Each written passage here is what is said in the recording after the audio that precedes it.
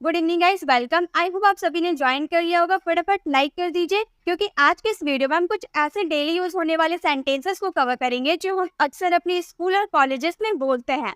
अगर आप school teacher हैं, आप स्टूडेंट हैं या फिर आप पेरेंट्स हैं, तो ये वीडियो आप लोग के लिए बहुत ही इंपॉर्टेंट है अपने बच्चों से कॉन्वर्सेशन करने के लिए। तो चलिए वीडियो को स्टार्ट करते हैं।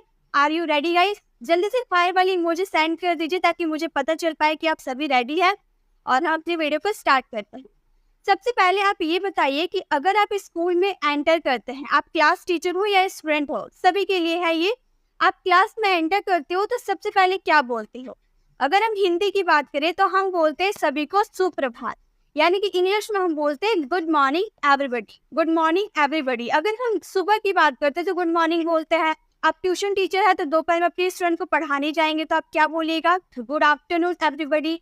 Good afternoon everybody. या फिर क्लास का भी यूज कर सकते हैं। क्लास का यूज कब करेंगे?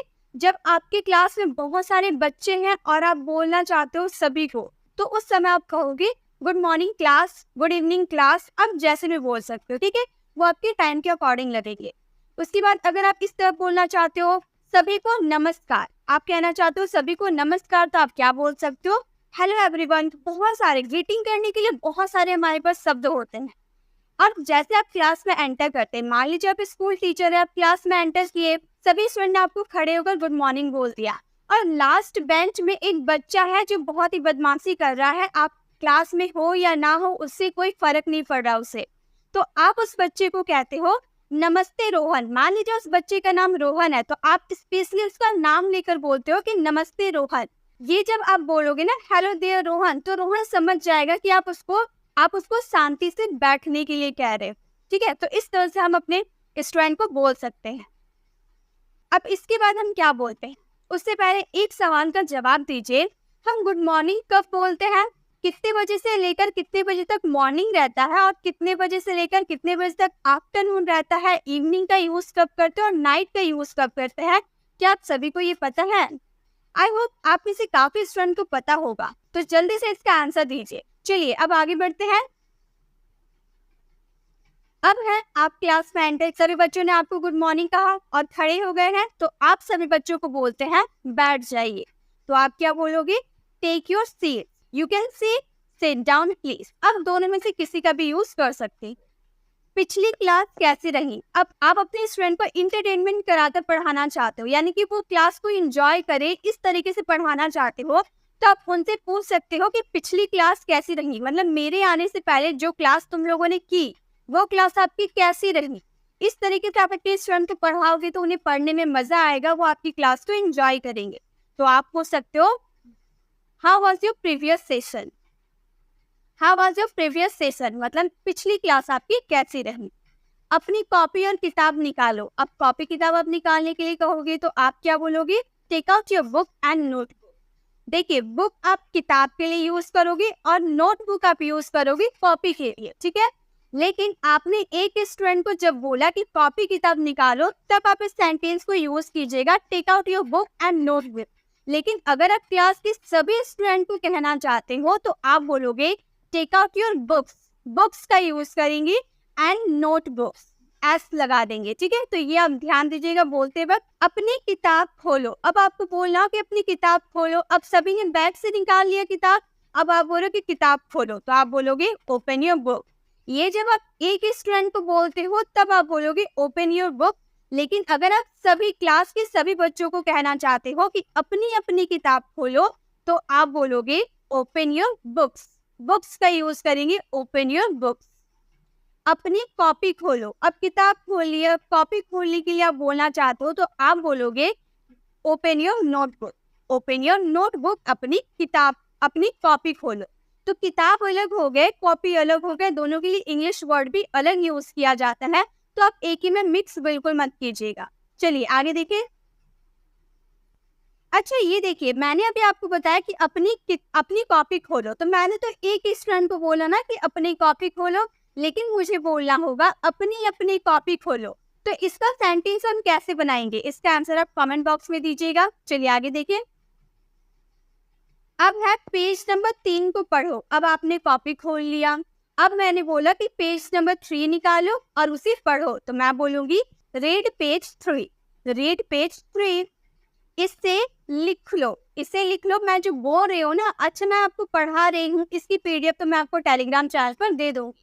लेकिन मान लीजिए मुझे बोलना हो कि मैं टेलीग्राम चैनल पर आपको पीडीएफ नहीं दूंगी, इसे लिख लो, तो मैं क्या बोलूंगी?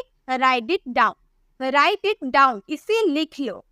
किताब का पेज नंबर 15 खोलो। अब आपने किताब खोल लिया लेकिन पेज नंबर 15 नहीं खोला है, तो आपको बोलना कि किताब का पेज नंबर 15 खोलो, तो आप बोलोगे open your book at page 15, open your book at page 15।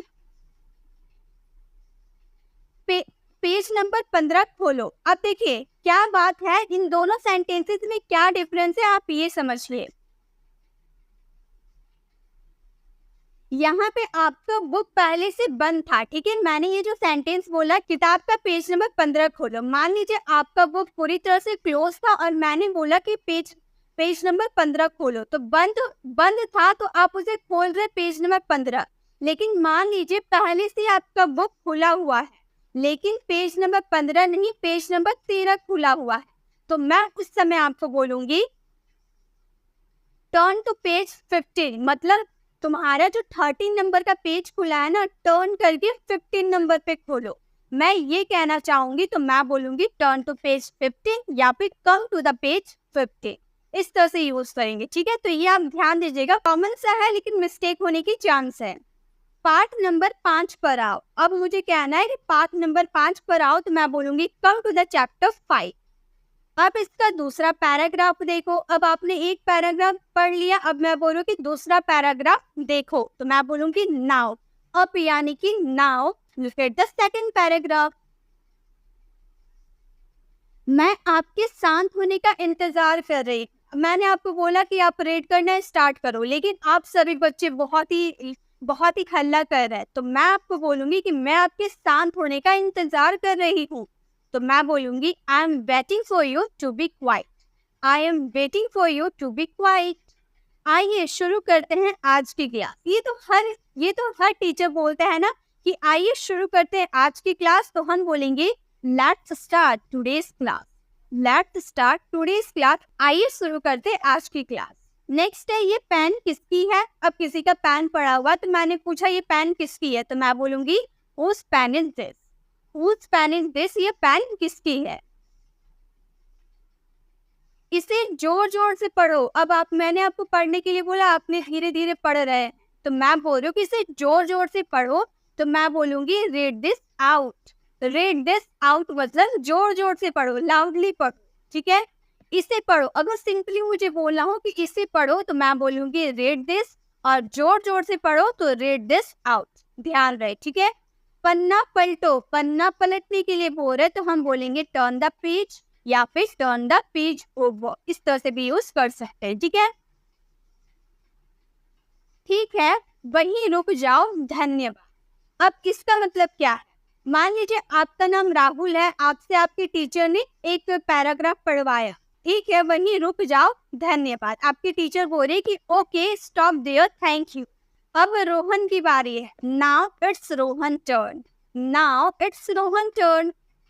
Rohan अब 17वीं लाइन से पढ़ना शुरू करो, मतलब स्टार्ट करो, तो हम बोलेंगे Rohan start reading at line 70, या फिर रोहन बिगिन, बिगिन का भी यूज कर सकते स्टार्ट की जगह, रीडिंग एट लाइन 70। मैंने आपसे कहा कि ध्यान से सुनो रोहन क्या पढ़ रहा है, तो pay attention to Rohan please, pay attention यानी कि ध्यान से सुनो।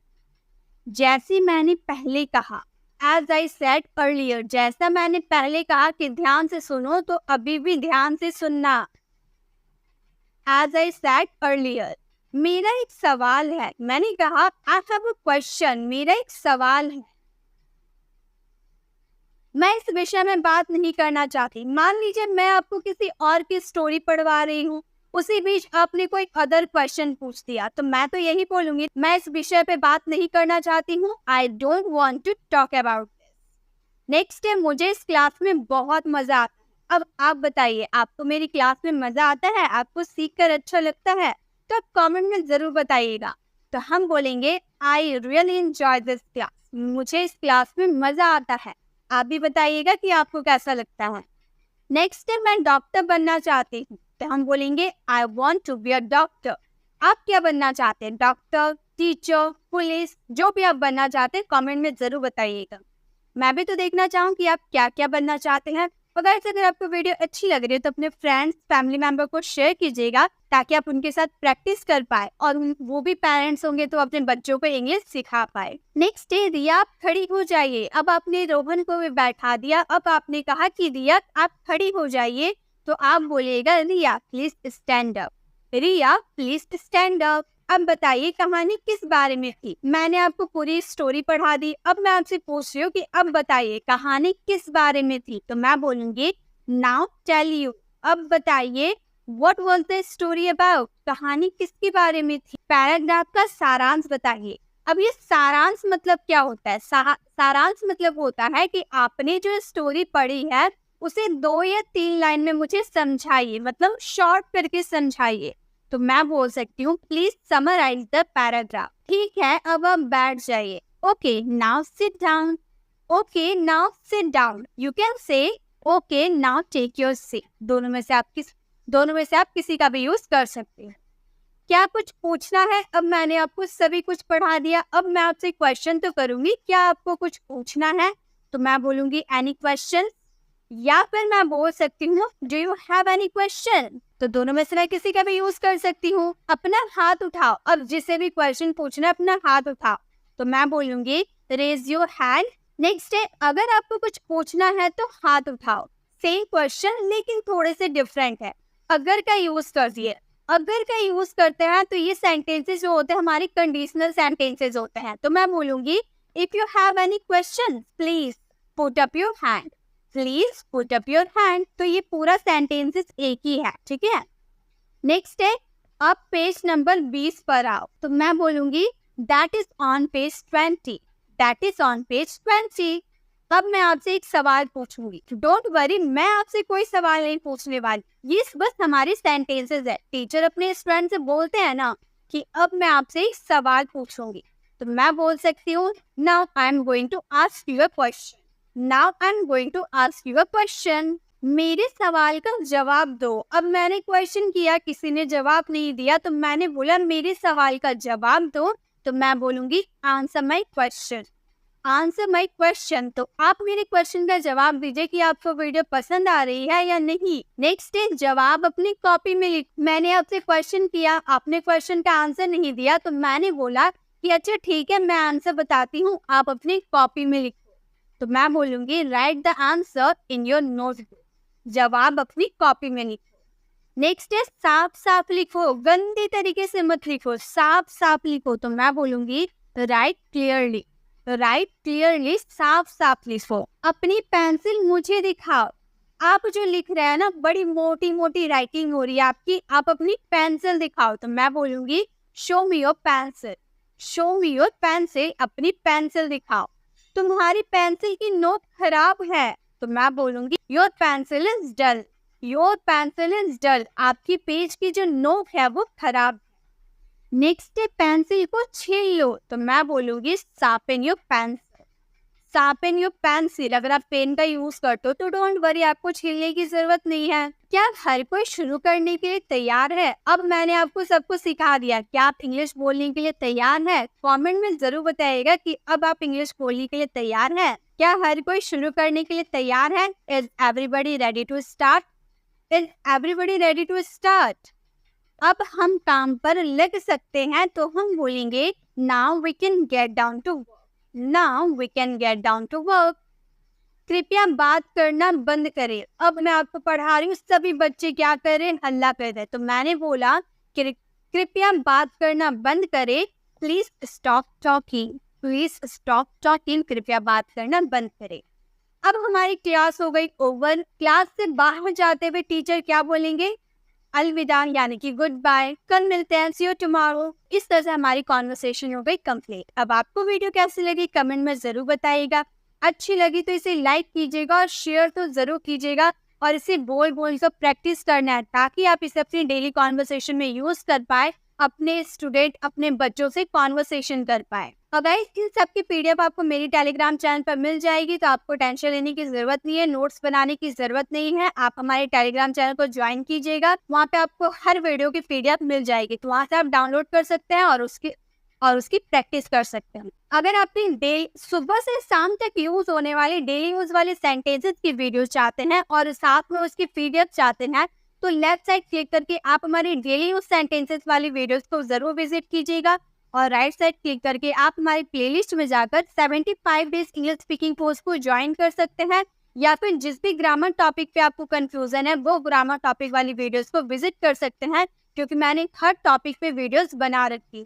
अगर आप हमारे चैनल को पहली बार विजिट कर रहे हैं, मेरे पढ़ाने का तरीका आपको पसंद आया तो सब्सक्राइब कर आने वाले बेल आइकन को प्रेस करें, देन ऑल नोटिफिकेशन जरूर क्लिक करें, ताकि जब भी मैं वीडियो अपलोड करूं आप तक नोटिफिकेशन मिलती रहे।